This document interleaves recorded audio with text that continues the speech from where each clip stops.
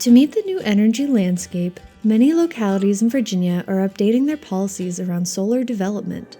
In this video, Shenandoah County shares how they created a citizen working group to get community feedback while updating their solar ordinance. My name is Mark Dotson, and I'm a planning commissioner here in Shenandoah County. I'm Tyler Hinkle, the county planner for Shenandoah County.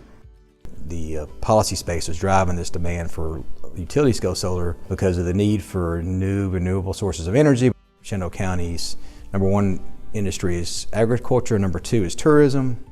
We're very blessed to be a very scenic, rural and historic region.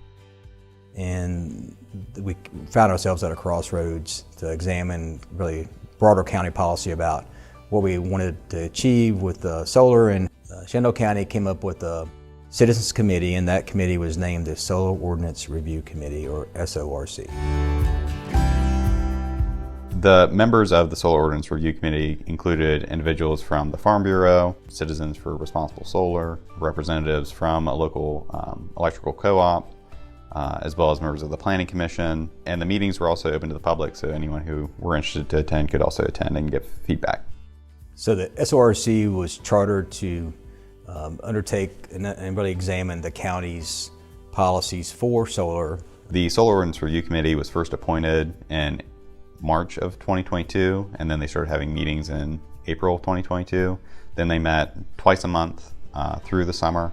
The first 4 to 6 months of the Solar Ordinance Review Committee's work involved different presentations from industry representatives and other groups who provided them details on how solar worked in different localities in Virginia and across the United States. We had a series of workshops as we started to really put the final touches on our new ordinances. And the Shenandoah County planning staff specifically were really instrumental. So they were there to help us get organized for meetings, to help capture minutes, to help do research, and ultimately they took all of our ideas, synthesized or fused those into really new proposed ordinances for solar. We wound up with a energy ordinance, so it addresses different forms of energy than just solar, because we understand that the need for renewable energy is larger than solar, and the impacts should in some ways treat them equally under the law.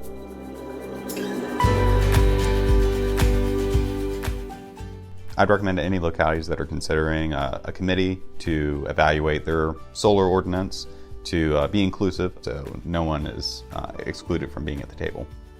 All the citizen feedback, the vast majority was very positive. We were able to incorporate citizen involvement throughout the process, and that gave us a chance to make sure that we were addressing their concerns. So I think it was extremely helpful to hear from these different individuals who were on the committee as to what they thought was an appropriate location and the siting of these projects. So when they do come up for public hearing, we'll have already addressed some concerns in the community. So hopefully we can easier and better find common ground.